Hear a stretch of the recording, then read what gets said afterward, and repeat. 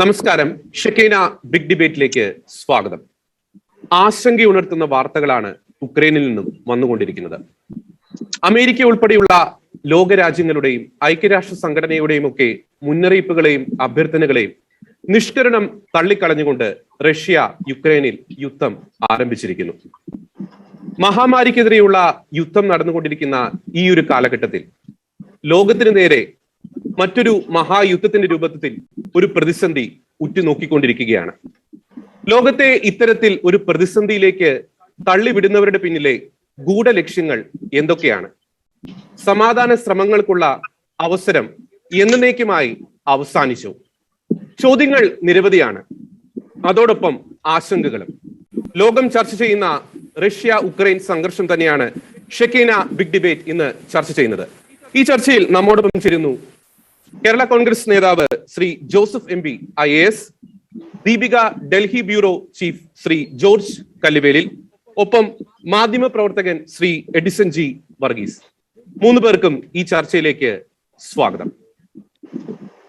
ആദ്യം Shri Joseph M P IAS, നമുക്കറിയാം ഉക്രൈന്റെ ഈ നാറ്റോ സഖ്യത്തിലേക്ക് ചേരുവാനുള്ള ശ്രമങ്ങളാണ് ഈ ഒരു പ്രതിസന്ധി ഇത്തരത്തിൽ ഈ അവസരത്തിൽ ആളിക്കത്തിക്കുവാൻ ഇടയാക്കിയത്. ഈ റഷ്യയും ഉക്രൈനും തമ്മിൽ 2014 സമാനമായ രീതിയിലുള്ള ഒരു സംഘർഷം ഉടലെടുത്തിരുന്നു. ക്രിമിയ പിടിച്ചെടുത്ത റഷ്യയുടെ ആ ഒരു പ്രവൃത്തി വലിയൊരു പ്രതിസന്ധിയിലേക്കാണ് ആ മേഖലയെ തള്ളിവിട്ടത്. സംഘർഷത്തിന്റെ ചരിത്രപരമായ പശ്ചാത്തലം എന്താണ് Shri Joseph M P IAS? ചരിത്രപരമായിട്ട് തന്നെ റഷ്യ ഒരു ഇംഗ്ലീഷിൽ വിവരിക്കുകയാണെങ്കിൽ എക്സ്പാൻഷനിസം, അതായത് മറ്റുള്ള രാജ്യങ്ങളെ കൂട്ടിച്ചേർത്തുകൊണ്ട് നമ്മുടെ ഇന്ത്യയൊക്കെ അഖണ്ഡ് ഭാരത് എന്ന് പറയുന്ന പോലെ ഒരു അഖണ്ഡ് റഷ്യ ഉണ്ടാക്കാനുള്ള ചരിത്രപരമായ ഒരു സമ്പ്രദായം അവർക്കുണ്ടായിരുന്നു.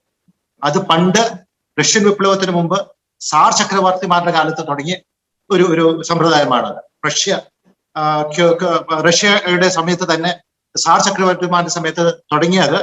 പിന്നീട് സോവിയറ്റ് യൂണിയൻ വന്നിട്ടും അതിന്റെ ഐഡിയോളജിയിൽ ഒരു മാറ്റം വന്നെങ്കിലും അവർക്ക് മറ്റുള്ള രാജ്യങ്ങളെ അവരോടൊപ്പം കൂട്ടിച്ചേർത്തുകൊണ്ട് വികസിപ്പിക്കാനുള്ള അവരുടെ പ്രവണത ഒരിക്കലും കുറഞ്ഞില്ല. USSR തകർന്നിട്ട് പിന്നീട് വന്ന നേതാക്കള്, പ്രത്യേകിച്ച് പുടിൻ, അത്തരത്തിലുള്ള ഒരു മനോഭാവം വെച്ച് പുലർത്തുന്ന ഒരു വ്യക്തിയാണ്. അതുകൊണ്ട് റഷ്യയെ സംബന്ധിച്ചിടത്തോളം ഇത് പുതുമയല്ല.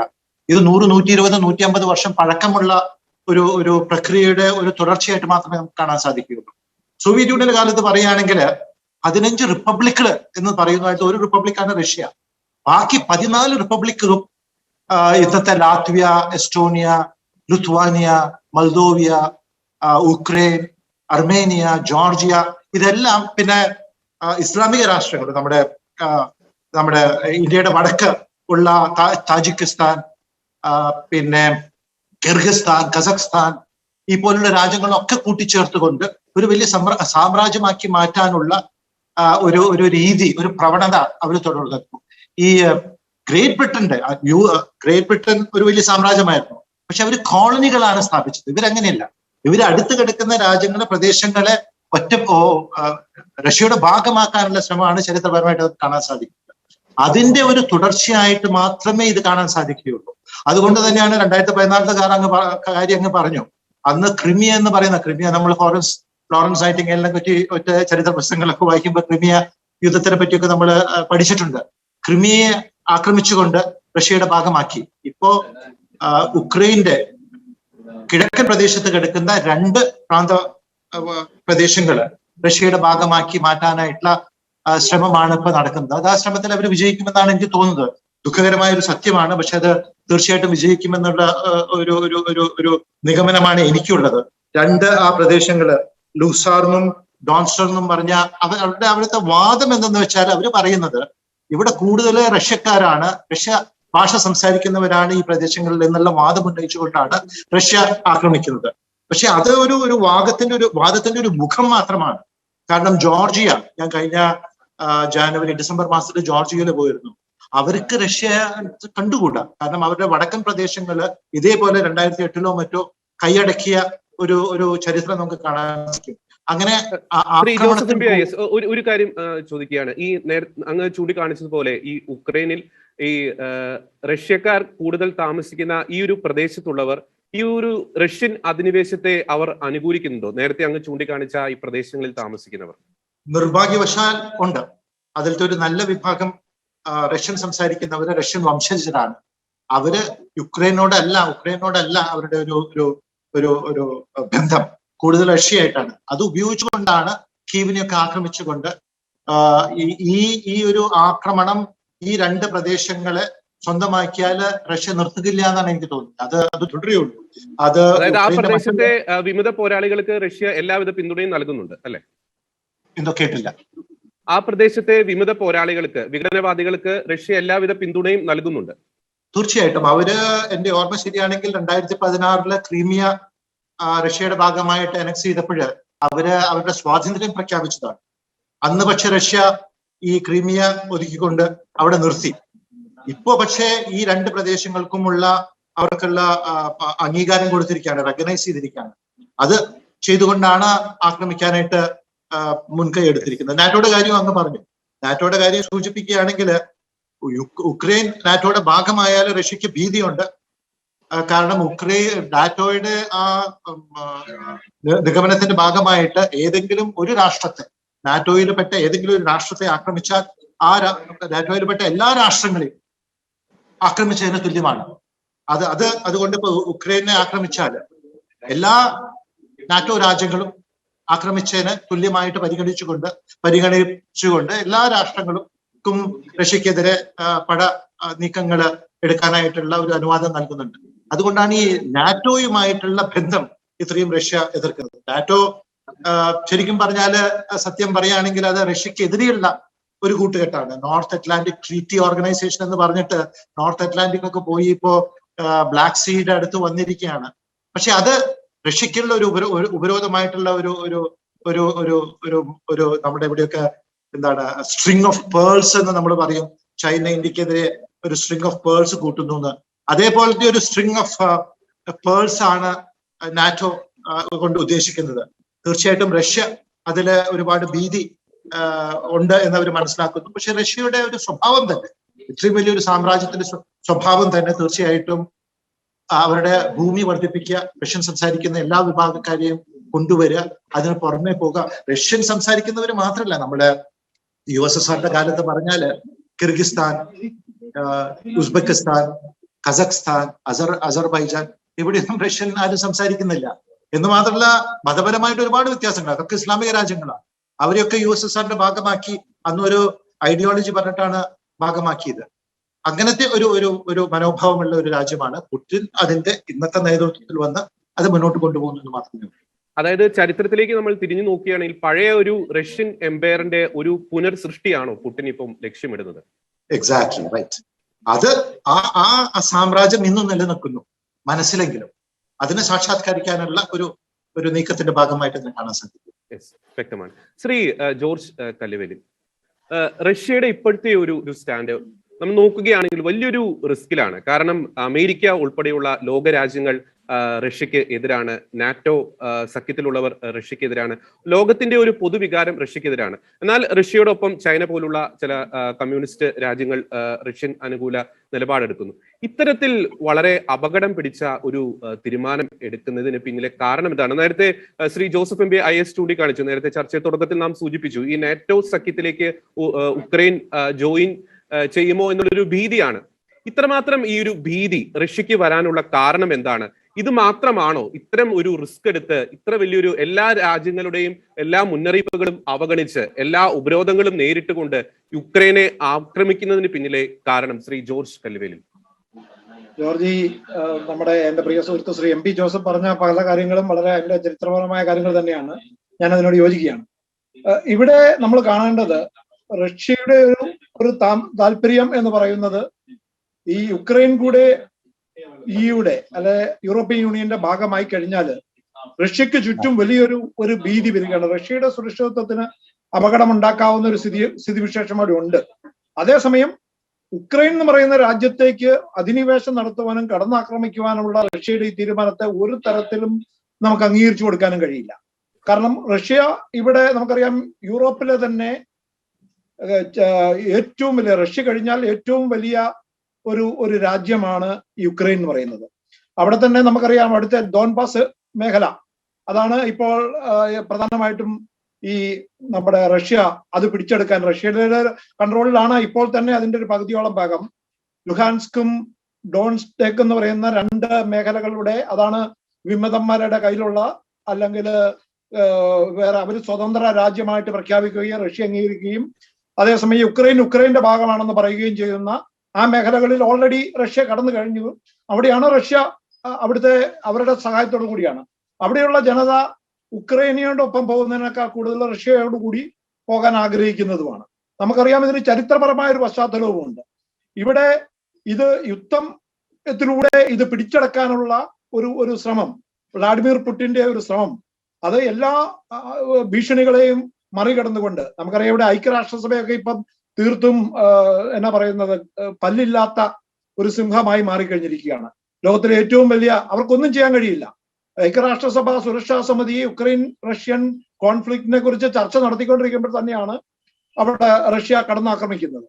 അപ്പോ ഈ ആക്രമണം തുടങ്ങുന്നത് അവര് 2 ലക്ഷത്തിലേറെ സൈനികരെ കൊണ്ടുവരികയും അവിടെ സൈനിക സന്നാഹങ്ങൾ മുഴുവൻ ഒരുക്കുകയും ചെയ്തു. ഓരോ തവണയും കള്ളം പറഞ്ഞുകൊണ്ടിരുന്നു ഞങ്ങളല്ല എന്ന്. അവര് എല്ലാ ഭീഷണികളെയും മറികടക്കുവാന് മറികടന്നാണ് ഇപ്പൊ ഈ ആക്രമണം നടത്തിയത്. ഈ ആക്രമണത്തിൽ റഷ്യനെ ഒറ്റയടിക്ക് തോൽപ്പിക്കാൻ കഴിയും എന്ന് എനിക്ക് തോന്നുന്നില്ല. കാരണം റഷ്യയും യുക്രൈനും തമ്മിൽ ഒന്നാമത് ഒരു സന്തുലിതാവസ്ഥയില്ല. വലിയ തോതിൽ റഷ്യ ഉക്രൈനേക്കാൾ ശക്തമായ സൈനിക, ലോകത്തിലെ തന്നെ 2ാമത്തെയോ 3ാമത്തെയോ ഏറ്റവും വലിയ സൈനിക രാജ്യമാണ് നമ്മുടെ റഷ്യ. അവിടെ നമുക്കറിയാം ഇന്ത്യയുമായി വളരെയേറെ അടുത്ത ബന്ധമുള്ള ഒരു രാജ്യം. ഇന്ത്യക്ക് അമേരിക്കയുമായാണ് കൂടുതലെങ്കിലും ഇവിടെ അമേരിക്കൻ പക്ഷത്തേക്ക് ഇന്ത്യ കൂടുതൽ ചായുമ്പോഴും റഷ്യ ഒരിക്കലും കൈവിട്ടിരുന്നില്ല. അപ്പൊ ഇന്ത്യക്ക് അതുകൊണ്ടാണ് വളരെ ഡിപ്ലോമാറ്റിക് ആയിട്ടുള്ള ഒരു സ്റ്റാൻഡ് ഈ കോൺഫ്ലിക്റ്റില് ഈ ഒരു സംഭവത്തിൽ എടുത്തിരിക്കുന്നത്. ഇവിടെ ഇന്ത്യക്ക് യുക്രൈനെയും തള്ളാൻ മേല, യൂറോപ്യൻ യൂണിയനെയും തള്ളാൻ മേല, അമേരിക്കയും തള്ളാൻ മേല, അതേസമയം റഷ്യനെ ഒട്ടും തള്ളാൻ മേല. റഷ്യക്ക് ചൈനയുടെ വലിയ പിന്തുണയുണ്ടെന്ന് നമ്മൾ മനസ്സിലാക്കണം. ഇവിടെ റഷ്യയും ചൈനയുടെ പിന്തുണയോടുകൂടി റഷ്യ നടത്തുന്ന ഈ ആക്രമണത്തെ ചെറുക്കുവാൻ അമേരിക്കയോ യൂറോപ്യൻ യൂണിയനോ അത്ര എളുപ്പമല്ല. കാരണം ഇതെല്ലാം നമുക്കറിയാം ആണവ ശക്തികൾ കൂടിയാണ്. അവിടെ അത്തരമൊരു ആണവ യുദ്ധത്തിലേക്ക് ലോകത്തെ കൊണ്ടുപോകാൻ ഒരു രാജ്യത്തിനും ഇന്നത്തെ കാലത്ത് ഒരു റെസ്പോൺസിബിൾ നേതാവിനും കഴിയില്ല.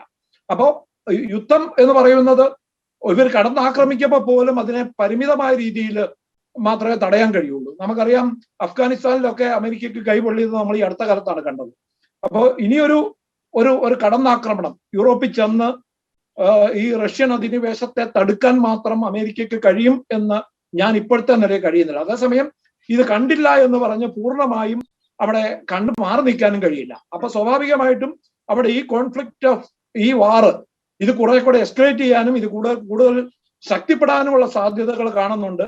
അത് കൂടുതൽ അപകടമാണ്. നമുക്കറിയാം ഇപ്പൊ തന്നെ ഇത് 50 പേര് സൈനികർ മരിച്ചു കഴിഞ്ഞ അവിടെ 50 റഷ്യൻ സൈനികരെ കൊന്നുവെന്ന് ഉക്രൈൻ അവകാശപ്പെടുന്നുണ്ടെങ്കിലും അതിന്റെ കൃത്യമായ വിവരങ്ങളൊന്നും പുറത്തു വന്നിട്ടില്ല. അതൊരു പൊതുവായ അവകാശവാദം മാത്രമായിട്ട് കണക്കാൻ കഴിയും. കടന്നു കയറിയ അധിനിവേശം നടത്തിയ 50 സൈനികരെ ഞങ്ങൾ വധിച്ചു എന്നാണ് ഉക്രൈൻ അവകാശപ്പെടുന്നത്. അപ്പോ അതേസമയം 9 സാധാരണ മനുഷ്യരടക്കം സൈനികരടക്കം ഉക്രൈനിൽ 50ഓളം പേരുടെ നഷ്ടപ്പെട്ടു കഴിഞ്ഞു. അത് മരണത്തിൽ ഈ ഒരു യുദ്ധവും ലോകത്ത് ഒരു കാര്യത്തിലും പരിഹാരമായിട്ടില്ല. അത് പ്രശ്നങ്ങളിൽ വഷളാക്കിയിട്ടേ ഉള്ളൂ. അപ്പോ ഒരു കാര്യം കൂടി, യുദ്ധങ്ങൾക്കെതിരെ മനസാക്ഷിയെ വളർത്തിയെടുക്കുവാനാണ് നമ്മുടെ ലോക മനസാക്ഷിയെ വളർത്തിയെടുക്കുവാൻ ഇപ്പോ നമ്മുടെ ലോകരാഷ്ട്രങ്ങൾ ശ്രമിക്കേണ്ടതുണ്ട്. അതിന് എന്തുമാത്രം കഴിയുന്നു എന്നതാണ് പ്രധാനം. ഒരു കാര്യം കൂടി, ഈ റഷ്യ ഒരു സൈനിക നടപടിയിലൂടെ ഉക്രൈനിൽ അധിനിവേശം നടത്തുന്നു. അത് കഴിഞ്ഞ് അവർ എന്താണ് ലക്ഷ്യമിടുന്നത്? അവിടെ ഒരു പാവ സർക്കാരിനെ സ്ഥാപിച്ച് റഷ്യൻ അനുകൂല ഒരു ഭരണകൂടം അവിടെ നിലവിൽ വരുത്തുകയാണോ? ആ ഒരു ലക്ഷ്യമാണോ റഷ്യക്ക് അവിടെ ഉള്ളത്? തീർച്ചയായിട്ടും നമുക്കറിയാം ഇതിനൊരു ചരിത്ര പശ്ചാത്തലമുണ്ട്. യുക്രൈൻ രൂപീകൃതമാകുന്ന ആദ്യ കാലഘട്ടത്തില് അവിടെയുള്ള ഭരണാധികാരിക്കും അവിടെയുള്ള ജനതയ്ക്കും ഒരു പരിധിവരെ അവർ റഷ്യയോടൊപ്പം നിൽക്കാനായിരുന്നു ആഗ്രഹിച്ചിരുന്നത്. പിന്നീടാണ് ഈ അടുത്ത കാലത്താണ് അവര് ഇതിൽ നിന്ന് കടുത്ത വ്യത്യസ്തമായി ഭൂരിപക്ഷം ജനതയും അതിൽ നിന്ന് മാറി ചിന്തിക്കുകയും യൂറോപ്യൻ യൂണിയന്റെ ഭാഗമാണെന്ന് ചിന്തിക്കുകയും, പ്രത്യേകിച്ച് ഇപ്പോഴത്തെ ഭരണാധികാരി വ്ളാഡിമിർ സോളൻസ്കി, അദ്ദേഹത്തിന് ഇത് പ്രത്യേകിച്ച് 3 വർഷത്തോളമായി അദ്ദേഹം അധികാരത്തിൽ ഇരുന്നു കൊണ്ട് അദ്ദേഹം യൂറോപ്യൻ യൂണിയനുമായി ഏതാണ്ട് ഒരു സഖ്യത്തിൽ ഏർപ്പെടുകയും അതിന്റെ കക്ഷിയാകാനായിട്ട് യൂറോപ്യൻ യൂണിയനിൽ അംഗമാകാനായി തന്നെയുള്ള നീക്കങ്ങൾ ഏതാണ്ട് അന്തിമ രൂപത്തിൽ എത്തി നിൽക്കുകയായിരുന്നു. അതിന് ചെറിയ പ്രശ്നങ്ങൾ ഇവിടെ ഉണ്ടായിരുന്നു. അതിനെയാണ് റഷ്യ ഭീഷണിയായിട്ട് കണ്ടിരിക്കുന്നത്. ഇപ്പോഴത്തെ ഒരു സാഹചര്യത്തില് ഇവര് യൂറോപ്യൻ യൂണിയന് കാരണം യൂറോപ്യൻ യൂണിയനിൽ അംഗമല്ലാത്തതുകൊണ്ട് സാങ്കേതികമായി അവരുടെ ഭരണഘടന അനുസരിച്ച് യൂറോപ്യൻ യൂണിയനിലെ അംഗരാഷ്ട്രങ്ങൾക്ക് വേണ്ടി മാത്രമേ പോരാടാൻ കഴിയൂ, അവർക്ക് വേണ്ടി മാത്രമേ കഴിയൂ. ഇപ്പൊ സാങ്കേതികമായി ഉക്രൈൻ യൂറോപ്യൻ യൂണിയന്റെ അംഗമല്ല. അപ്പോ അവിടെയും ഒരു പ്രതിസന്ധി ഉണ്ട്. അത് ജർമ്മനിക്ക് അടക്കമുള്ള രാജ്യങ്ങൾക്ക് റഷ്യയുമായി ഗ്യാസ് അടക്കമുള്ള എണ്ണ അടക്കമുള്ള കാര്യങ്ങളിൽ കാര്യമായ വ്യാപാര ബന്ധങ്ങളുണ്ട്. അപ്പൊ അത്തരം താല്പര്യങ്ങളെ അവർക്ക് അപ്പടി അങ്ങ് കളയാനും കഴിയില്ല, നിഷേധിക്കാനും കഴിയില്ല. ഇതൊരു വളരെ സങ്കീർണമായ, ലോകത്തെല്ലാ യുദ്ധവും വളരെ സങ്കീർണമാണ്. ഇത് കൂടുതൽ സങ്കീർണമാക്കുകയാണ്. ലോക വ്യവസ്ഥിതിയെയും ലോക സമാധാനത്തെയും ഒക്കെ നമുക്കറിയാം ശാക്തിക ചേരികളിൽ തന്നെ മാറ്റം ഉണ്ടാക്കാൻ കഴിയുന്ന ഒരു യുദ്ധത്തിനാണ് ഇന്ന് തുടക്കമിട്ടിരിക്കുന്നത്. ഈ റഷ്യൻസ്, ഒരു കാര്യം കൂടി ജോർജ് കല്ലു, ഈ റഷ്യൻ സൈന്യം ഇപ്പോൾ ഈ യുക്രൈനുമായിട്ടുള്ള ഒരു അതിർത്തി പ്രദേശത്താണ്. അവർ ഈ യുക്രൈന്റെ ഒരു മധ്യഭാഗത്തേക്കൊക്കെ വന്നു കഴിയുമ്പോൾ നമുക്കറിയാം 2000 ആ ഒരു കാലഘട്ടത്തിലൊക്കെ ഈ യൂറോപ്യൻ യൂണിയനിൽ നിന്ന് യൂറോപ്യൻ യൂണിയൻ ജോയിൻ ചെയ്യാനുള്ള തീരുമാനം പിൻവലിച്ചപ്പോഴൊക്കെ വലിയ രീതിയിലുള്ള ജനപ്രക്ഷോഭമാണ് ഉക്രൈൻ ഭരണകൂടം നേരിടേണ്ടി വന്നത്. ഈ റഷ്യൻ സൈന്യം ഉക്രൈന്റെ ഒരു പ്രധാനപ്പെട്ട കേന്ദ്രങ്ങളിലേക്കൊക്കെ എത്തിച്ചേർന്നാൽ സാധാരണ ജനങ്ങളുടെ ഭാഗത്ത് നിന്ന് വലിയ രീതിയിലുള്ള ഒരു എതിർപ്പും ഒരു ചെറുത്തുനിൽപ്പും നാം പ്രതീക്ഷിക്കേണ്ടതല്ലേ ശ്രീ ജോർജ് കല്ലുവേലിൽ? കീവ് എന്ന് പറയുന്ന തലസ്ഥാന നഗരമാണ്. അവിടെ ഇന്ന് ആക്രമിക്കപ്പെട്ടു. അവിടെയും റഷ്യൻ ആക്രമണം ഉണ്ടായി, വ്യോമാക്രമണം ഉണ്ടായി. 800 കിലോമീറ്ററോളം അതിർത്തിയിൽ നിന്ന് അകലെയാണ് റഷ്യൻ അതിർത്തിയിൽ നിന്ന്.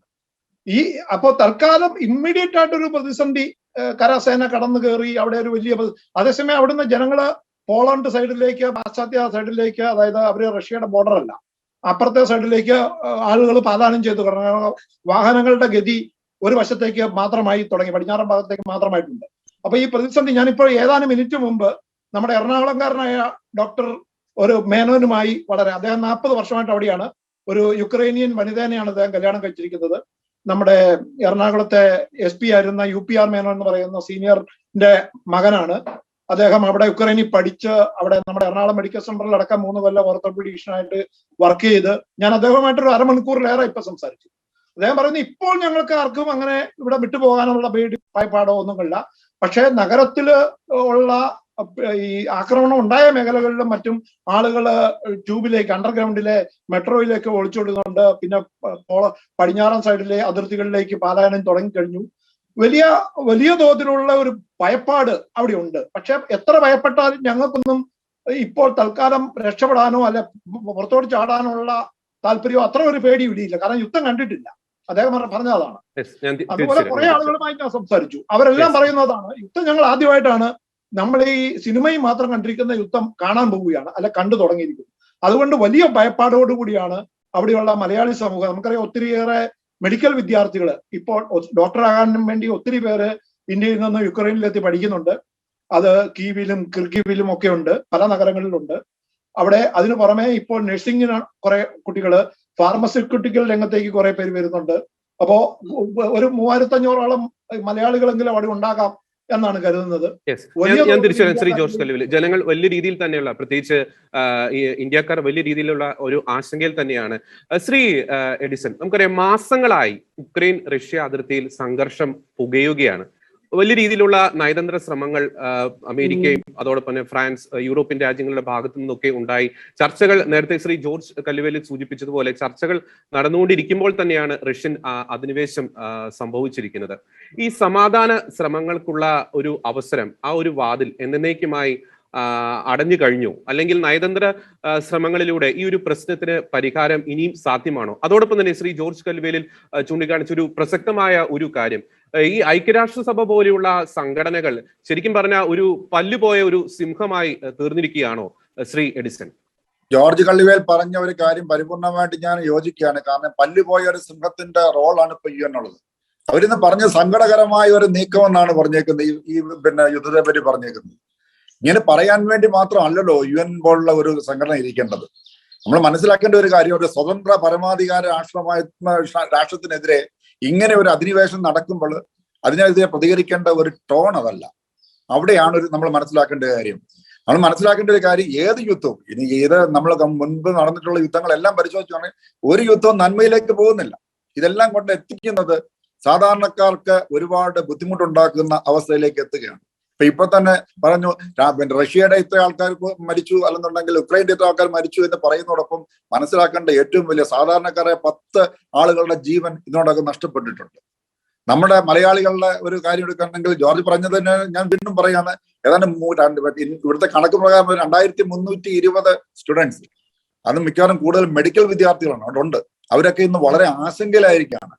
ലോകരാഷ്ട്രങ്ങള് നമ്മൾ മനസ്സിലാക്കേണ്ട കാര്യം ഇപ്പോൾ അടഞ്ഞു എന്നൊന്നും ഞാൻ പറയുന്നില്ല, പക്ഷെ ഇവിടെ നാറ്റോ എന്ന് പറയുന്ന സഖ്യത്തിലേക്ക് ഇവർ വരുന്നു എന്നുള്ള ഒരു ഭീഷണിയായിട്ട് അവർക്ക് വന്നതാണ് ഇപ്പൊ എത്രയും പെട്ടെന്ന് ഇവർ കയറാനുള്ള എനിക്ക് തോന്നുന്നത്. പക്ഷെ ഇവിടെ മനസ്സിലാക്കേണ്ടത് യൂറോപ്യൻ യൂണിയൻ എടുക്കുന്ന ഓരോ തീരുമാനങ്ങളും അതുപോലെ തന്നെ അമേരിക്ക എടുക്കുന്ന ഓരോ തീരുമാനങ്ങളും എങ്ങനെ പോകുന്നു എന്നതിനെ ആശ്രയിച്ചിരിക്കും ഇനി മുന്നോട്ടുള്ള സമാധാന ചർച്ച.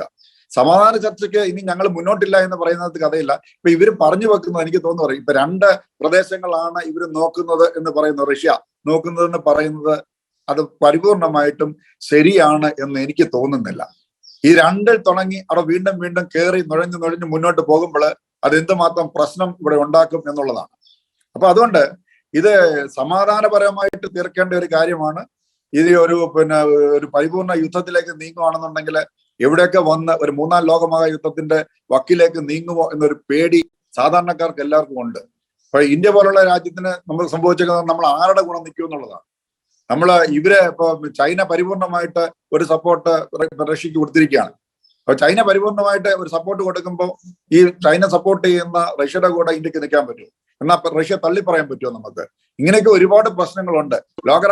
വ്യാപാര കരാർ വെച്ച് നോക്കുമ്പോൾ ജർമ്മനി ഇപ്പൊ തൽക്കാലം ഉപരോധമൊക്കെ ഏർപ്പെടുത്തിയിട്ടുണ്ടെന്ന് പറയുന്നുണ്ട്. ഉപരോധം നല്ലതാണ്. ഉപരോധത്തിലൂടെ ഒരു പ്രഷർ കൊടുക്കാൻ പറ്റും നമുക്ക്. ഈ പ്രഷർ കൊടുത്ത് ഇവരെ എങ്ങനെങ്കിലും പിന്തിരിപ്പിച്ച് കൊണ്ടുവരിക എന്നുള്ളതേ ഉള്ളൂ. ഇനി നമ്മൾ മനസ്സിലാക്കേണ്ട കാര്യം, നാറ്റോയുടെ കാര്യം പറഞ്ഞത് അത് എം പി ജോസഫ് സാർ പറഞ്ഞതുപോലെ ചെറിയ ഒരു ഇതിൽ തുടങ്ങി അത് ഇങ്ങനെ വലുതായിട്ട് വരികയാണ്. അത് റഷ്യക്ക് ഒരു ഭീഷണിയായിട്ട് വരുന്നുണ്ട്. അതാണ് ഇപ്പൊ ഏറ്റവും വലിയ പ്രശ്നം. അതാണ് ഇവിടെ നമ്മൾ കാണേണ്ട ഒരു കാര്യം. അതാണ് എനിക്ക് തോന്നുന്നത്. എഡിസൺ, മറ്റൊരു കാര്യം കൂടി നമുക്കറിയാം, വർഷങ്ങളായി ഈ റഷ്യ അന്താരാഷ്ട്ര തലത്തിൽ ഒരു ഒറ്റപ്പെടൽ അനുഭവിക്കുന്നുണ്ട്. നമുക്കറിയാം 2014 ക്രിമിയയിൽ റഷ്യൻ അധിനിവേശം സംഭവിച്ചപ്പോൾ G8 കൂട്ടായ്മയിൽ നിന്ന് റഷ്യനെ പുറത്താക്കി. പിന്നീട് അത് G7 എന്ന പേരിൽ അറിയപ്പെടുന്നു. പലപ്പോഴും അന്താരാഷ്ട്ര സമ്മേളനങ്ങളിലൊക്കെ ഈ ഒരു പുടിൻ ഒരു ഒറ്റപ്പെടുന്ന ഒരു സ്ഥിതിവിശേഷമുണ്ട്. ഈ ഒരു ചിന്താഗതി കൂടി ഈ ഒരു ഒറ്റപ്പെടുത്തുന്ന ഈ ഒരു അവസ്ഥ, അപ്പോൾ റഷ്യയുടെ ഒരു super power, Russia super power ആണ് എന്ന് ലോകരാജ്യങ്ങൾ അംഗീകരിക്കുന്നില്ല. അപ്പോൾ തങ്ങൾ സൂപ്പർ പവർ ആണെന്ന് കാണിക്കുവാനുള്ള ഒരു മെന്റാലിറ്റി കൂടി ഈ ഒരു അധിനിവേശത്തിന് പിന്നിൽ നാം സംശയിക്കേണ്ടതുണ്ടോ ശ്രീ എഡിസൺ? തീർച്ചയായിട്ടും ഉണ്ട്. അതിന് കാര്യം എന്ന് വെച്ചാൽ നമുക്കറിയാം ഇപ്പൊ ലോകരാഷ്ട്രങ്ങളിൽ 2ാമത്തെ പവറാണ് അവര്. യാതൊരു സംശയം വേണ്ട കാര്യം. നമുക്കറിയാവുന്ന 8.5 ലക്ഷം സൈനികരോട് അവർക്കുണ്ട്. കൂടാതെ തന്നെ 20 ലക്ഷം സൈനികർ റിസർവ് ആയിട്ട് വെച്ചിട്ടുണ്ട്. ഇതൊക്കെ നമുക്ക് അറിയാവുന്ന കണക്കുകളാണ്. ഇത് പക്ഷെ ഇവരെ ലോകരാഷ്ട്രങ്ങൾ അംഗീകരിക്കാത്ത ഒരു അവസ്ഥയിലേക്ക് വരുമ്പോൾ ഞങ്ങൾ സൂപ്പർ പവർ ആണ് എന്ന് വരുത്തീർക്കേണ്ട ഒരു ഉത്തരവാദിത്വം അവർക്കുണ്ട്. അതിന്റെ ഒരു ഭാഗം കൂടിയാണ് എന്നുള്ളത് യാതൊരു സംശയം വേണ്ട. അങ്ങനെയാണ് ഞാൻ വിശ്വസിക്കുന്നത്. Shri Joseph M P IAS, America പോലുള്ള രാജ്യങ്ങൾ ഇപ്പോൾ നിലവിൽ നേരിട്ട് ഈ ഒരു സംഘർഷത്തിൽ ഇടപെട്ടിട്ടില്ല. ചർച്ചകളിലൊക്കെ അമേരിക്കയും യൂറോപ്യൻ രാജ്യങ്ങളും ഒക്കെ പങ്കാളികളായിരുന്നു. അമേരിക്കയും യൂറോപ്യൻ യൂണിയനും നേറ്റോ സഖ്യവും നേരിട്ട് ഈ ഒരു സംഘർഷത്തിൽ ഉൾപ്പെടാൻ ഇടയായ അങ്ങനെ ഒരു സാഹചര്യം സംജാതമായാൽ അത് എത്രമാത്രം ലോകത്തിന് ദോഷകരമായിരിക്കും Shri Joseph M P IAS? ഇതിനകത്ത് 2 വശമുണ്ട്. 2 വശവും നമ്മൾ പരിശോധിക്കേണ്ടിയിരിക്കുന്നു. അമേരിക്കയെ സംബന്ധിച്ചിടത്തോളം 1960-കളിലെ വിയറ്റ്നാം യുദ്ധത്തിന് ശേഷം അവർക്ക് ഭടന്മാരെ, അവരുടെ സ്വന്തം ഭടന്മാരെ, നമ്മൾ ജവാന്മാരെ നമ്മൾ ഇന്ത്യയിൽ വിശേഷിക്കുന്ന ഭടന്മാരെ മറ്റൊരു രാഷ്ട്രത്ത് കൊണ്ട് ചെന്ന് യുദ്ധം ചെയ്യിപ്പിക്കുക എന്ന് പറഞ്ഞ വലിയ ഒരു ബുദ്ധിമുട്ടുള്ള ഒരു കാര്യമാണ്. വിയറ്റ്നാമിൽ നിന്ന് അവർക്ക് വാലും ഒക്കെ വെച്ച് ഓടി രക്ഷപ്പെടേണ്ടി വന്നു. അത് അവരുടെ അവരുടെ ഒരു സൈക്കോളജി ഒരുപാട് ബാധിച്ചിട്ടുണ്ട്. അത് ഇന്നും ബാധിച്ചിട്ടുണ്ട്. അതുകൊണ്ടാണ് ഈ ഉപരോധങ്ങൾ വഴിക്ക് റഷ്യൻ ആക്രമണം പിന്തിരിപ്പിക്കാനായിട്ട് ശ്രമിക്കുന്നത്. ഉപരോധങ്ങൾ നല്ലതാണ്, പക്ഷെ ഉപരോധങ്ങൾ പെട്ടെന്നൊന്നും അതിന് വിജയം നേടാൻ സാധിക്കുന്നില്ല. ഉപരോധം എന്ന് പറഞ്ഞാല് നീണ്ടു നിൽക്കുന്ന കാലയളവിൽ മാത്രമേ, ഒരു ലോങ് ടേമിൽ മാത്രമേ ഒരു ഉപരോധം കൊണ്ട് റഷ്യയെ പോലെയുള്ള അല്ലെങ്കിൽ ചൈനയെ പോലെയൊക്കെയുള്ള ഒരു രാഷ്ട്രത്തെ പിടിച്ചു നിർത്താൻ സാധിക്കുള്ളൂ. ഇപ്പോ സെൻട്രൽ അമേരിക്കയിലോ തെക്കൻ അമേരിക്കയിലോ ബൊലീവിയ ചെറിയ രാഷ്ട്രങ്ങളൊക്കെ ആണെങ്കിൽ മനസ്സിലാക്കാം. റഷ്യ പോലത്തെ ഒരു രാജ്യത്തിന് അല്ലെങ്കിൽ ചൈന പോലൊരു രാജ്യത്ത്, നമ്മുടെ റഷ്യയെ പറ്റി സംസാരിക്കും, ഒരിക്കലും ഒരു ഉപരോധം കൊണ്ട് ഒരു ഒരു ഒരു ഒരു ഹ്രസ്വകാലത്തില് അല്ലെങ്കിൽ ഒരു മീഡിയം ടൈമിലൊന്നും പിടിച്ചു നിർത്താൻ സാധിക്കില്ല. അത് സാധിക്കണമെങ്കിൽ, അമേരിക്കയ്ക്ക് സാധിക്കണമെങ്കിൽ ഈ പറയുന്ന പോലെ നേരിട്ട് ഒരു യുദ്ധക്കളത്തിൽ ഇറങ്ങേണ്ടി വരും. ഇതിന്റെ ഒരു ഒരു ഒരു രണ്ട് വശം എന്ന് പറയുമ്പോൾ, ആ രീതിയിൽ ഇറങ്ങിയാൽ അത് ഒരു ലോകവ്യാപകമല്ലെങ്കിലും ഒരു യൂറോപ്യൻ വ്യാപകമായ ഒരു യുദ്ധത്തിലേക്ക് പോകാം. അത് തീർച്ചയായിട്ടും ബുദ്ധിമുട്ടാണ്.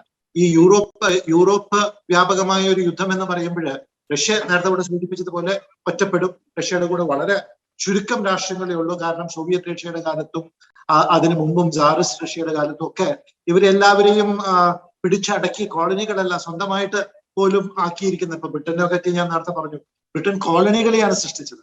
റഷ്യ അങ്ങനെയല്ല, റഷ്യ പിടിച്ച് അതിന്റെ ഭാഗമാക്കാണ്, റഷ്യയുടെ ഭാഗമാക്കാണ്. രണ്ടിനും വ്യത്യാസമുണ്ട്. അപ്പൊ അങ്ങനെ ഭാഗമാക്കിയതാണ് ഈ കാണുന്ന 14 റിപ്പബ്ലിക് എന്ന USSR, union of Soviet socialist republics എന്ന് പറയുന്ന റഷ്യ മാറ്റിയാൽ ബാക്കി 14 ഇത്തരത്തിൽ പിടിച്ചടക്കി അവരുടെ റഷ്യയുടെ ഭാഗമായിട്ട് അല്ലെങ്കിൽ USSRന്റെ ഭാഗമായിട്ട് നിർബന്ധമാക്കി കൊണ്ടുവന്ന രാജ്യങ്ങൾ. അവരൊന്നും റഷ്യയെ ഒരിക്കലും പിന്താങ്ങാൻ പോകുന്നില്ല. അതുകൊണ്ട് തന്നെ ഇങ്ങനെ ഒരു യുദ്ധം ഉണ്ടായാൽ തീർച്ചയായിട്ടും റഷ്യ ഒറ്റപ്പെട്ടു പോകും. പക്ഷെ ഈ അങ്ങ് സൂചിപ്പിച്ചതുപോലെ ഇങ്ങനെ ഒരു യുദ്ധം ഉണ്ടായാൽ ചൈനയുടെ ഒരു നിലപാട് എന്തായിരിക്കും?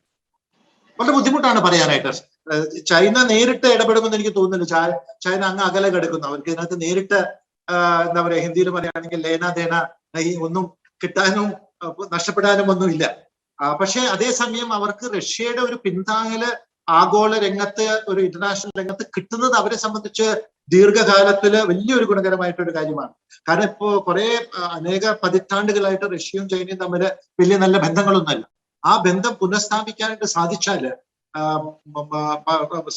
അവരെ സംബന്ധിച്ച് ലോങ് ടേം, വലിയ ദീർഘകാലത്തിൽ വലിയ ഒരു നേട്ടമായിരിക്കും. നേരത്തെ നമ്മൾ സൂചിപ്പിച്ചതുപോലെ അമേരിക്കയുടേത് 3ാമത്തെ തവണ ആവർത്തിക്കുന്ന എങ്കിലും റഷ്യയുടെ ഏറ്റവും വലിയ ഭയം യൂറോപ്യൻ യൂണിയനില് യുക്രൈൻ ഭാഗമായതുകൊണ്ടല്ല, നാറ്റോയുടെ ഭാഗമായി. നാറ്റോ ഈ യുഎന്നിനെ നമ്മള് പല്ലില്ലാത്തൊരു പുലി എന്നൊക്കെ വിശേഷിപ്പിക്കുന്നു. പക്ഷെ നാറ്റോ അങ്ങനെയല്ല. നാറ്റോയ്ക്ക് നല്ല എന്താ പറയാ, നല്ല സ്ട്രോങ് ആയിട്ട് പല്ലുകൾ തന്നെയുണ്ട്. അവർക്ക് ഒരുപാട് അമേരിക്കയുടെ പൂർണ്ണമായിട്ടുള്ള പ്രതിരോധ ശക്തിയും എന്ന് വേണ്ട ജർമ്മനിയുടെ ശക്തിയും മറ്റുള്ള രാജ്യങ്ങൾ, ബ്രിട്ടന്റെ ശക്തിയൊക്കെ അതിന്റെ ഭാഗമാണ്. അതുകൊണ്ട് നാറ്റോ ഇതിനകത്ത് ഭാഗമായാല്, യുക്രൈൻ നാറ്റോയുടെ ഭാഗമായാല് തീർച്ചയായിട്ടും ഭാവിയിൽ ഒരു ദീർഘവീക്ഷണത്തോട് നോക്കുന്ന ഏത് റഷ്യൻ നേതാവിനും അത് വലിയ ഭീഷണി തന്നെയായിട്ട് മാറും. അതുകൊണ്ടാണ് ഈ ഒരു നാറ്റോയിൽ ചേരുന്നതിന് മുമ്പ് അവർക്ക് പിടിച്ചെടുക്കാവുന്ന ഭാഗങ്ങള്, യുക്രൈന്റെ ഭാഗങ്ങൾ പിടിച്ചെടുക്കുക എന്നുള്ള ഒരു നീക്കത്തിലേക്കാണ് പോകുന്നത്. ഒരു കാര്യം കൂടി ഞാൻ പറഞ്ഞോട്ടെ, യുഎനെ പറ്റി ഇവിടെ പരാമർശിച്ചു. ഞാൻ കുറച്ചു കാലം യുഎനിൽ വർക്ക് ചെയ്തത് കൊണ്ട് കൂടി ഞാൻ പറയാണ്, യുഎന്റെ സൃഷ്ടി തന്നെ 5 രാജ്യങ്ങളുടെ മേൽക്കോയ്മ വെച്ചുകൊണ്ടുള്ള ഒരു സൃഷ്ടിയാണത്. അന്ന് രണ്ടാം ലോക മഹായുദ്ധത്തിൽ ജയിച്ച 5 രാജ്യങ്ങള്, 1 America, 2 Russia, 3 France, 4 United kingdom, 5 China. ഇവരുടെ മേൽക്കോയ്മയാണ് അവിടെ. ബാക്കി രാജ്യങ്ങളൊക്കെ ഇന്ത്യ പോലത്തെ ഒരു വലിയ രാജ്യത്തിനൊന്നും അവിടെ യാതൊരു കെൽപ്പുമില്ല. ഈ 5 രാജ്യങ്ങളാണ് സെക്യൂരിറ്റി കൗൺസിലിന്റെ പെർമനന്റ് മെമ്പർ എന്ന് പറഞ്ഞ് അവിടെ വീറ്റോ ഉപയോഗിക്കാൻ ഉള്ളത്. വീറ്റോ ഉപയോഗിച്ചാൽ വേറെ ആർക്കൊന്നും ചെയ്യാൻ പറ്റില്ല. അതുകൊണ്ട് തന്നെയാണ് ഒരിക്കലും ശശി തരൂരിനെ ഒരു സെക്രട്ടറി ജനറൽ ഇവന്റ് ആക്കാൻ പോകുന്നില്ല. കാരണം ചൈന വീറ്റോ ഉപയോഗിക്കും, അമേരിക്ക വീറ്റോ ഉപയോഗിക്കും. പക്ഷെ ഈ പോയിന്റിലേക്ക് മടങ്ങി വരികയാണെങ്കിൽ ഇവിടെ ഒരിക്കലും യുഎനിന്, ഐക്യരാഷ്ട്രസഭയ്ക്ക് ഒരു തീരുമാനം എടുക്കാൻ പറ്റില്ല. കാരണം റഷ്യക്ക് വീറ്റോ ഉണ്ട്, ചൈനയ്ക്ക് വീറ്റോ ഉണ്ട്. അപ്പോ ഒരു മിലിറ്ററി ആയിട്ടോ അല്ലെങ്കിൽ വേറെ രീതിയിലോ സെക്യൂരിറ്റി കൗൺസിലിന്റെ ഒരു കാരണവശാലും റഷ്യക്കെതിരെ ഒരു കാരണവശാലും ഒരു നീക്കം എടുക്കാൻ സാധിക്കില്ല. അതുകൊണ്ട് സാങ്ഷൻസ് ഉപയോഗിച്ചുകൊണ്ട്, പ്രതിരോധം ഉപയോഗിച്ചുകൊണ്ട്, ഞങ്ങൾ മറ്റത് വെക്കില്ല, ഞങ്ങള് ഫൈനാൻഷ്യൽ ആയിട്ട് പ്രതിരോധങ്ങൾ ഏർപ്പെടുത്തും എന്നൊക്കെ പറയുന്നത് കേൾക്കാൻ സുഖമാണ്. പക്ഷെ അത് പെട്ടെന്ന് ഒരു റഷ്യയുടെ ഈ ആക്രമണത്തെ ഒരു കാരണവശാലും അതിനെ നിർത്തലാക്കാൻ സാധിക്കില്ല എന്നുള്ളതിനെ പറ്റി യാതൊരു സംശയവുമില്ല. നല്ല വാക്ക് പറയാം എന്നല്ലാതെ കഴിഞ്ഞ ഒരാഴ്ചയായിട്ട് അമേരിക്കൻ പ്രസിഡന്റ് ബൈഡന്റെ പ്രസ്താവനകളൊക്കെ കേട്ടാല് നമുക്ക് ഒരു വിഷമം തോന്നും. ഇത്രയും വലിയ ഒരു രാജ്യത്തിന്റെ, ലോകത്തിലെ ഏറ്റവും വലിയ ശക്തിയുടെ പ്രസിഡന്റിന്റെ ഒരു ഭാഷയല്ല സംസാരിക്കുന്നത്. റഷ്യ ആക്രമിക്കാൻ പോകുന്നു, ആക്രമിക്കാൻ പോകുന്നു എന്നുള്ള രീതിയിൽ ഒരു ബലഹീനമായിട്ടുള്ള ഒരു രീതിയിലാണ് സംസാരിക്കുന്നത്. ഒരു ശക്തിയുള്ള ഒരു പ്രസിഡന്റ്, അമേരിക്കയുടെ പ്രസിഡന്റ് റഷ്യ ആക്രമിക്കാൻ പോകുന്നു എന്ന് പറയല്ല ചെയ്യുക, അതിനുള്ള നടപടികൾ എടുക്കുകയാണ് ചെയ്യുക. അപ്പൊ ആ ഒരു ഒരു ഒരു ഒരു ഒരു കാലഘട്ടത്തിലാണ് നമ്മൾ ഇത് എന്താ പറയാ കല്ലിനും എന്താണ് കടലിനും കടലാഴിക്കും മധ്യ എന്ന് പറയും, between A rock and A hard place എന്ന് പറഞ്ഞാല് റഷ്യ ആക്രമിച്ചാല് പ്രതിരോധം കൊണ്ട് നിർത്താൻ സാധിക്കാത്തത് കൊണ്ട് റഷ്യക്ക് എവിടം വരയ്ക്ക് ഉക്രൈനിലേക്ക് കയറണോ, കീവിനെ പിടിച്ചെടുക്കണമെങ്കിൽ കീവിനെ പിടിച്ചെടുക്കാതെ ചെയ്യുന്ന ഞാൻ തോന്നുന്നില്ല. പക്ഷെ എങ്കിലും എത്രമാത്രം ഉള്ളിലേക്ക് കയറണോ അത്രമാത്രം ഉള്ളിലേക്ക് കയറാൻ അവർക്ക് സാധിക്കും, ഒന്നും ചെയ്യാൻ സാധിക്കും. അത് ദുഃഖകരമായ ഒരു വസ്തുതയാണ്. അതേസമയം അമേരിക്ക അതിനകത്ത് മിലിറ്ററി അല്ലെങ്കിൽ UN അതിനകത്ത് മിലിറ്ററി ആയിട്ട് കയറി വന്ന ഈ ലോക യുദ്ധം അല്ലെങ്കിലും ഒരു യൂറോപ്യൻ യുദ്ധത്തിലേക്ക് മാറും. അതും വലിയ ദുഃഖം. അതുകൊണ്ട് അവിടെ നോക്കിയാലും ഇവിടെ നോക്കിയാലും വലിയ ഒരു ഒരു ഒരു ഗുണകരമായ അന്തിമ ഫലം വരുമെന്ന് ഇപ്പൊ പറയാൻ ബുദ്ധിമുട്ട്. വ്യക്തമാണ്. Shri George Kalluvelil, Shri Joseph MP ഈ ചൂണ്ടിക്കാണിച്ചതുപോലെ ഈ അമേരിക്കൻ നയതന്ത്രത്തിന്റെ ഒരു പരാജയമാണോ നാം ഇവിടെ കാണുന്നത്? നമുക്കറിയാം, മുൻ പ്രസിഡന്റ് ട്രംപിന്റെ ഒരു പ്രസ്താവന തന്നെ വന്നു കഴിഞ്ഞു. ഞാൻ പ്രസിഡന്റ് ആയിരുന്നെങ്കിൽ ഇത്തരത്തിലൊരു സംഘർഷം സംഭവിക്കില്ലായിരുന്നു എന്ന ഒരു പ്രസ്താവന ട്രംപിന്റെ ഭാഗത്തു നിന്ന് വന്നു കഴിഞ്ഞു. ഈ ബൈഡന്റെ ഒരു വിദേശ കാര്യത്തിലുള്ള ഒരു നയതന്ത്രത്തിന്റെ ഒരു പരാജയത്തിന്റെ ഒരു പ്രതിഫലനമാണോ ഇപ്പോഴത്തെ ഈ റഷ്യ ഉക്രൈൻ സംഘർഷം? ശ്രീ ജോർജ് കല്ലുവേലിൽ. ജോർജി, അതിന്റെ സൂചനകളാണ് MP ജോസഫും പറഞ്ഞത്. അതായത് വളരെ കൃത്യമാണ്. അമേരിക്ക ഒരു ലോക പോലീസ് കളിച്ച് ലോകത്തിലെ ഏറ്റവും വലിയ സൈനിക ശക്തി എന്ന് അവകാശപ്പെട്ട്, സാമ്പത്തിക ശക്തി എന്ന് അവകാശപ്പെട്ട് നിൽക്കുന്ന അമേരിക്ക ഇവിടെ ഒന്നുമല്ലാതാവുകയാണ്. അമേരിക്കയുടെ നിഷ്പ്രഭമാക്കുന്ന ഈവൻ അമേരിക്കയ്ക്കും പറയുന്നതിന് പുല്ലുവില കൽപ്പിച്ചുകൊണ്ടാണ് വ്ളാഡിമിർ പുടിൻ ഇന്ന് ആക്രമണം ആരംഭിച്ചിരിക്കുന്നത്. അവിടെയൊക്കെ ഈ കഴിഞ്ഞ ഒരാഴ്ചയായിട്ട് കാര്യമായി ഇന്ന് പോലും അമേരിക്കൻ പ്രസിഡന്റിന്റെ ഒരു പ്രസ്താവന വരാൻ വളരെ വൈകുകയാണ്. കാരണം ആലോചിച്ച് തീരുമാനിക്കും, മറ്റുള്ളവരുമായി ഏകപക്ഷീയമായി ഞാൻ തീരുമാനിക്കില്ല എന്നൊക്കെയാണ് അദ്ദേഹം പറഞ്ഞിരിക്കുന്നത്. ഇവിടെ നമുക്കറിയാം, ഈ ഒരു പ്രതിസന്ധി ഉണ്ടാകുമ്പോൾ ഇത് ഉറപ്പാണെന്ന് അമേരിക്ക പലവട്ടം അമേരിക്ക തന്നെ പറഞ്ഞുകൊണ്ടിരുന്നു. എന്നിട്ട് ഇത് പരിഹരിക്കുവാനോ ഇതിനൊരു ബദൽ എന്തെങ്കിലും ഒരു നാറ്റോയെ ഇതിനു വേണ്ടി സജ്ജമാക്കുന്നതിനോ അമേരിക്കയ്ക്ക് കഴിഞ്ഞില്ല.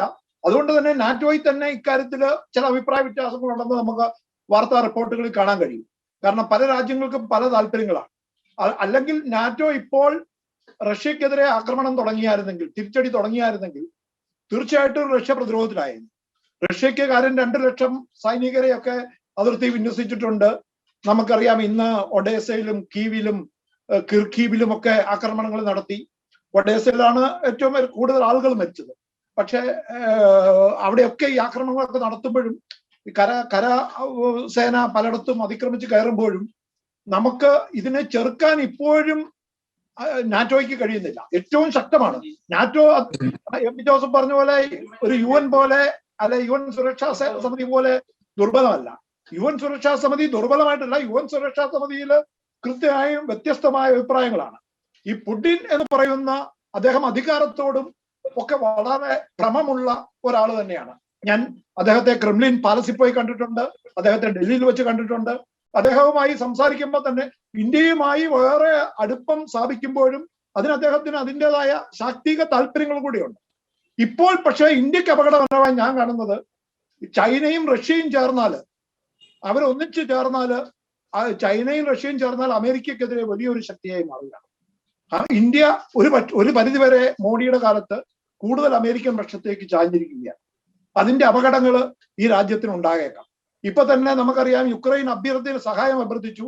റഷ്യയും യുക്രൈനുമായും വലിയ നല്ല നയതന്ത്ര ബന്ധമുള്ള ഇന്ത്യ ഇക്കാര്യത്തിൽ ഇടപെടണം എന്നാവശ്യപ്പെട്ടപ്പോഴും വളരെ തന്ത്രപരമായി നിഷ്പക്ഷ നിലപാട് സ്വീകരിച്ച് മാറി നിൽക്കുകയാണ്. നമ്മുടെ പൗരന്മാരെ കരമാർഗം എങ്ങനെയും പടിഞ്ഞാറൻ അതിർത്തിയിൽ എത്തിച്ച പോളണ്ട് വഴിയോ സമീപത്തുള്ള മറ്റു രാജ്യങ്ങൾ വഴിയോ ഇവിടെ ഇന്ത്യയിൽ എത്തിക്കാനാണ് ഇപ്പൊ ശ്രമം നടക്കുന്നത്. കാരണം യുക്രൈനിൽ നിന്ന് നേരിട്ട് വിമാനമാർഗം ഇവിടെ എത്തിക്കാൻ ഇനി കഴിയുമെന്ന് തോന്നുന്നില്ല.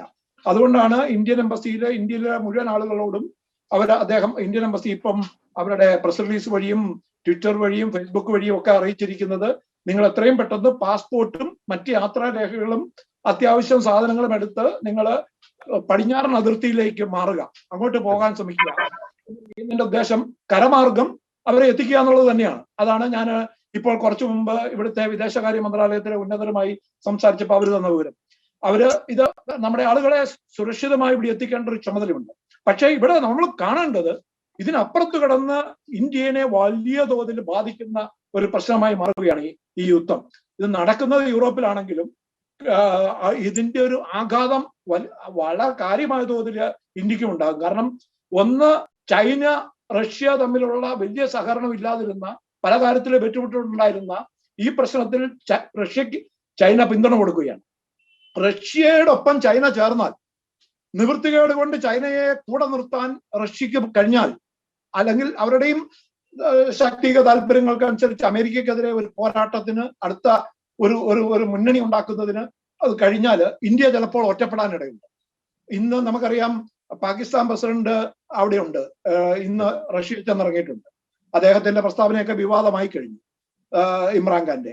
അപ്പോ അവരൊക്കെ റഷ്യക്ക് പിന്തുണയുമായി കൂടുമ്പോൾ അമേരിക്കൻ പക്ഷത്തേക്ക് കൂടുതൽ ചാഞ്ഞോ എന്ന് സംശയമുള്ള ഇന്ത്യയെ കുറിച്ച്, സംശയമല്ല, അത് അവർക്ക് ആഗോളതലത്തിൽ അത് അംഗീകരിക്കപ്പെട്ട് കഴിഞ്ഞിരിക്കുകയാണ്. ഇന്ത്യയിൽ കൂടുതൽ അമേരിക്കൻ പക്ഷത്തേക്ക് ചാഞ്ഞതിന്റെ അപകടം നെഹ്റു ഒക്കെ കൊണ്ടുവന്നിരുന്ന ചേരി ചേരാ പ്രസ്ഥാനത്തിൽ നിന്നും, അല്ലെങ്കിൽ ഒരു പക്ഷത്തും കൃത്യമായി ഇല്ലാതെ അതേസമയം രണ്ടു പക്ഷത്തുമായി വളരെ ശക്തമായ ബന്ധങ്ങൾ നിലനിർത്തിയിരുന്ന ആ കാലഘട്ടത്തിൽ നിന്നും ഒരു വ്യതിയാനം ഉണ്ടായതിന്റെ അപകടവും നമ്മൾ കാണുകയാണ്. ഇപ്പൊ നമുക്കറിയാം പെട്രോളിന്റെ വില ബാരലിന് $91 എന്ന് 103 ആയി കഴിഞ്ഞു. സ്വർണ്ണ വില കൂടിക്കഴിഞ്ഞു. ഷെയർ മാർക്കറ്റുകൾ, നമ്മുടെ ബോംബെ സ്റ്റോക്ക് എക്സ്ചേഞ്ചുകൾ ഉൾപ്പെടെ തകർന്ന് തരിപ്പണമായി കഴിഞ്ഞു. ഓൾറെഡി താഴോട്ട് വീണുകൊണ്ടിരിക്കുകയാണ്. വിലക്കയറ്റത്തിനുള്ള സാധ്യതകൾ വലിയ തോതിൽ കൂടുകയാണ്. ശീതയുദ്ധ കാലഘട്ടത്തിൽ നെഹ്റുവിന്റെ ഒക്കെ ഒരു സമയത്ത് ഇന്ത്യ സ്വീകരിച്ച ആ ഒരു ചേരിചേര നയം ലോകത്തിന് തന്നെ ഒരു മാതൃകയായിരുന്നു. ലോകം ഇപ്പോൾ അഭിമുഖീകരിക്കുന്ന ഈ ഒരു പ്രതിസന്ധി ഘട്ടത്തിലും ഇന്ത്യയുടെ ആ ഒരു നിഷ്പക്ഷ നിലപാട്, അത്തരം ഒരു മാതൃകാപരമായ ഒരു നിലപാടല്ലേ ഇന്ത്യൻ ഭരണകൂടം സ്വീകരിക്കേണ്ടത്? ശ്രീ എഡിസൺ, നിഷ്പക്ഷമായ നിലപാടാണ് സ്വീകരിക്കേണ്ടത്. പക്ഷെ ഇപ്പോഴത്തെ പ്രത്യേക സാഹചര്യത്തിൽ നമ്മൾ ചേരിചേരാ നയത്തിൽ നിന്നൊക്കെ ഒരുപാട് പുറകോട്ട് പോയി. ഇനി നമ്മൾ ഈ നിഷ്പക്ഷമായ നിലപാട് പറയുമ്പോൾ ലോകരാഷ്ട്രങ്ങളുടെ മുമ്പിൽ നമ്മൾ ഇളിപ്പരായി നിൽക്കുകയാണ്. കാരണം നമ്മളെ സംബന്ധിച്ചിടത്തോളം ഇപ്പോഴത്തെ നയം എന്താണ്? ഇപ്പൊ ആരുടെ കൂടെയാണ് നമ്മളിപ്പോ അമേരിക്കയുടെ കൂടെ കൂടിക്കഴിഞ്ഞാൽ ഇപ്പൊ നോക്കുന്നത്, ഇപ്പൊ ഈ റഷ്യയുടെ കൂടെ ഈ ചൈന കൂടാമെന്ന് പറയുന്ന മറ്റൊന്നും കൊണ്ടുമാണെന്ന് ഞാൻ വിശ്വസിക്കുന്നില്ല. ഞാൻ വിശ്വസിക്കുന്നത് അവരുടെ കൂടെ കൂടി അവരൊരു സൂപ്പർ പവറായിട്ട് മാറുന്നതിനുള്ള ഒരു അവസരമാണ്. അതുകൊണ്ടാണ് അവർ പിന്തുണ പ്രഖ്യാപിച്ചത്. ഇങ്ങനെ ഇപ്പൊ പാകിസ്ഥാൻ പോയി അങ്ങോട്ട് പോയിട്ടുണ്ടെന്നെങ്കിൽ അതിന്റെയും പിന്നിൽ നമ്മളെയാണ് നോക്കുന്നത്. ഇന്ത്യക്കെതിരെയുള്ള ഒരു പ്രതിരോധം, ഇന്ത്യക്കെതിരെയുള്ള ഒരു നീക്കമായിട്ട് തന്നെ ഇതിനെ കണ്ടിരിക്കുന്നു. കാരണം നമ്മൾ പ്രതികരിക്കുന്നത് എങ്ങനെയാണ് എന്നുള്ളത് വളരെ വ്യക്തമായിട്ട് ഒരു ദിശാബോധത്തോടു കൂടി പ്രതികരിക്കേണ്ട ഒരു കാര്യമാണിത്. കാരണം ഇപ്പോൾ നമ്മൾ എന്ത് പ്രതികരിച്ചാലും നമ്മൾ എന്താ പറയുന്നത് നോക്കിയിട്ട് നമ്മുടെ ശത്രു രാജ്യങ്ങൾ നോക്കിയിരിക്കുകയാണ്. അത് വളരെ ദോഷം ചെയ്യും എന്നുള്ളതാണ്. ഇനി നമ്മൾ മനസ്സിലാക്കേണ്ട ഒരു കാര്യം, അമേരിക്ക എന്ന് പറഞ്ഞേക്കുന്നത് എന്താന്ന് വെച്ച് കഴിഞ്ഞാൽ നാറ്റോ ഒറ്റക്കെട്ടായി തിരിയുമെന്നാണ് പറഞ്ഞേക്കുന്നത്. ഈ നാറ്റോയെ കൂട്ടുപിടിച്ചോണ്ടാണ് അമേരിക്ക നിൽക്കുന്നത്. അമേരിക്ക ഒറ്റയ്ക്ക് ഒരു തീരുമാനം ഇതുവരെ പറയുന്നില്ല. അപ്പൊ ഇങ്ങനെ പറയുന്ന അവസരത്തില് നമ്മൾ ചേരിചേരാ നയത്തിൽ നിന്ന് അന്ന് മാറിപ്പോയതിന്റെ ബുദ്ധിമുട്ട് ഇപ്പോൾ ഉണ്ട്, നല്ലതുപോലെ അനുഭവിക്കുകയാണ്. അപ്പൊ അതിന് മുൻതൂക്കം എടുത്തുകൊണ്ടിരിക്കുന്ന മുഴുവൻ ഇപ്പം ചൈനയും പാകിസ്ഥാനെ പോലുള്ള ആൾക്കാരാണ്. നമ്മളിവിടെ ഈ പ്രത്യേക സാഹചര്യങ്ങളില് ആരുടെ അഭിപ്രായം പറയാതെ മുന്നോട്ട് നീങ്ങാൻ നമുക്ക് എത്ര നാളെ മുന്നോട്ട് പോകാൻ പറ്റും? റഷ്യക്ക് പിന്തുണ കൊടുക്കാൻ പറ്റില്ല, അമേരിക്കയ്ക്ക് പിന്തുണ കൊടുത്താൽ അതിന് വേറെ ദോഷമുണ്ടാകും. ഇങ്ങനെ ബന്ധപ്പെട്ട് നമ്മളിപ്പം MP ജോസഫ് സാർ ചെകുത്താനും കടലിനും മധ്യയാണ്, യാതൊരു നിമിഷം വേണ്ട. നമ്മൾ വളരെ സൂക്ഷിച്ച് നമ്മൾ പ്രതികരിക്കേണ്ട ഒരു കാര്യമാണ്. പക്ഷെ നമ്മൾ പ്രതികരിക്കാതിരിക്കാൻ പറ്റുന്നില്ല. ഇന്ത്യക്ക് അതിന്റെ ഒരു റോളുണ്ട്. ആ റോള് അതെങ്ങനെ വിനിയോഗിക്കുന്നു എന്നുള്ളത് നമ്മൾ വളരെ സൂക്ഷിച്ച് വിനിയോഗിക്കേണ്ടതാണ്. കാർഡ് വളരെ വ്യക്തമായിട്ട് നീക്കേണ്ട ഒരു സമയം കൂടിയാണ്. വ്യക്തമാണ്. നമ്മൾ ചർച്ച അവസാനിപ്പിക്കുകയാണ്. അതിനു മുമ്പ് ഒരു ചോദ്യം ശ്രീ ജോസഫ് MP. ഈ ഒരു പശ്ചാത്തലത്തിൽ റഷ്യ അല്ലെങ്കിൽ വ്ളാഡിമിർ പുടിൻ ലോക പൊളിറ്റിക്സിൽ ആര് പറഞ്ഞാലായിരിക്കും കേൾക്കുക? എനിക്ക് തോന്നുന്നു ആരും പറഞ്ഞാൽ കേൾക്കുന്നു. അവര് ഒരു കാലത്ത് യൂറോപ്പിലത്തെ ഏറ്റവും പ്രധാനപ്പെട്ട ശക്തിയായിരുന്നു. അതിലേക്ക് റഷ്യയെ കൊണ്ടുവരണമെന്ന് ആഗ്രഹിക്കുന്നവരാണ്. ഇതിലത്തെ മുമ്പ് ഒരു റഷ്യൻ പ്രസിഡന്റ് ആരാന്ന് ഞാൻ കൃത്യമായിട്ട് ഓർക്കുന്നില്ല. ഒരു തവണ പറഞ്ഞ ഒരു വാക്ക് ഞാൻ ഓർക്കാണ്. റഷ്യ അതായത് കന്യാകുമാരിയിൽ വന്ന് ഇന്ത്യയെ ഒക്കെ റഷ്യയുടെ ഭാഗമാക്കാനായിട്ട് കന്യാകുമാരിയിൽ വന്ന് ഇന്ത്യൻ ഓഷ്യനിൽ, അതായത് ഇന്ത്യൻ മഹാസാഗരത്തിൽ വന്ന് അവരുടെ കാല് കഴുകുമെന്നൊക്കെ ഒരു പ്രസ്താവന കുറച്ച് വർഷങ്ങൾക്ക് മുമ്പ്, 10-15-20 വർഷങ്ങൾക്ക് മുമ്പ് ഉണ്ടായി. അത് ഒരു മനോഭാവമാണ്, റഷ്യൻ മനോഭാവമാണ്. റഷ്യൻ റഷ്യൻ കരടി എന്നാണ് പറയുന്നത്. കാരണം ആ ഒരു മനോഭാവമാണ്, എല്ലാത്തിനെയും പിടിച്ചടക്കാനുള്ള മനോഭാവമാണ്. ആരും പറഞ്ഞാൽ കൂട്ടാക്കുമെന്ന് എനിക്ക് തോന്നുന്നില്ല. പ്രതിരോധം മാത്രം, അതായത് തട്ടിയാ തല്ലുകൊള്ളും എന്നുള്ള ഒരു ഭയം മാത്രമേ റഷ്യക്ക് പിന്തിരിപ്പിക്കാൻ സാധിക്കുള്ളൂ. അതിനുള്ള കഴിവ് ഇപ്പൊ അമേരിക്കയ്ക്ക് ഉണ്ടോ എന്നൊരു സംശയമില്ല. ഉണ്ടെങ്കിൽ പോലും അവര് ആ കാൽവെപ്പിലേക്ക് പോകില്ല. നാറ്റോയ്ക്ക് ഉണ്ട്, പക്ഷെ നാറ്റോ അങ്ങനെ ഒരു കാൽവെപ്പ് എടുക്കും എന്നൊരു സംശയം വ്യക്തമാണ്. റഷ്യ ഉക്രൈൻ സംഘർഷം, ഇതിനകത്ത് ഒരു കാര്യം കൂടി ഞാൻ പറഞ്ഞോട്ടെ, ഇതിനകത്ത് ഒരു നല്ല നിർണായക പങ്ക് വഹിക്കാവുന്ന ഒരു രാജ്യമുണ്ട്. അത് റഷ്യ, അവർ പറയാൻ കൂട്ടാക്കുന്നല്ല പറയുന്നത്, പക്ഷെ റഷ്യയെ പ്രതിരോധിക്കാനായിട്ട് അത് തുർക്കിയാണ്. തുർക്കിയാണ് ആ ബ്ലാക്ക് സീ ഭാഗത്തുള്ള ഏറ്റവും വലിയ ഒരു ശക്തി. ആ ബ്ലാക്ക് സീയിലേക്ക് കടക്കാനായിട്ട് ഒരു ചെറിയ ഒരു കപ്പലുകൾക്ക് കയറാനായിട്ട് ഡാർഡനൽ സ്ട്രേറ്റ് എന്ന് പറഞ്ഞ ഒരു ചെറിയൊരു ഒരു ഭാഗം മാത്രമേ ഉള്ളൂ. അത് ടർക്കി അപ്പുറത്തും ഇപ്പുറത്തും ടർക്കിയുടെ പ്രദേശങ്ങളാണ് അതിന്റെ. അപ്പൊ അവിടെ റഷ്യൻ കപ്പലുകൾ അകത്തേക്ക് കടത്താതിരുന്നാല് തീർച്ചയായിട്ടും അതൊരു വൻ പ്രതിരോധ ശക്തിയായിട്ട് മാറും ഉക്രൈനു വേണ്ടി എന്ന് ഞാൻ മനസ്സിലാക്കുന്നു. ടർക്കി അത് ചെയ്യൂ എന്നുള്ളത് വേറൊരു ചോദ്യമാണ്. ടർക്കിക്ക് മാത്രമേ വലിയൊരു യുദ്ധത്തിലേക്ക് പോകാതെ ഇവിടെ ഒരു പ്രതിരോധം വരുത്താൻ സാധിക്കുള്ളൂ എന്നാണ് എന്റെ ഒരു അഭിപ്രായം. റഷ്യ ഉക്രൈൻ സംഘർഷം ലോകം ആശങ്കപ്പെടുന്നത് പോലെ ഒരു മഹായുദ്ധത്തിലേക്ക് നീങ്ങാതിരിക്കട്ടെ. ചർച്ചകൾ തുടരട്ടെ, സമാധാന ശ്രമങ്ങൾ തുടരട്ടെ. ലോകത്ത് സമാധാനം സംജാതമാക്കുവാനുള്ള ഇച്ഛാശക്തി നമ്മുടെ ലോക നേതാക്കൾക്ക് ഉണ്ടാകട്ടെ. ഈ ചർച്ചയിൽ വളരെ സജീവമായി പങ്കെടുത്ത Shri Joseph MP IAS, Shri George Kalluvel, Shri Edison, 3 പേർക്ക് പ്രത്യേകം നന്ദി.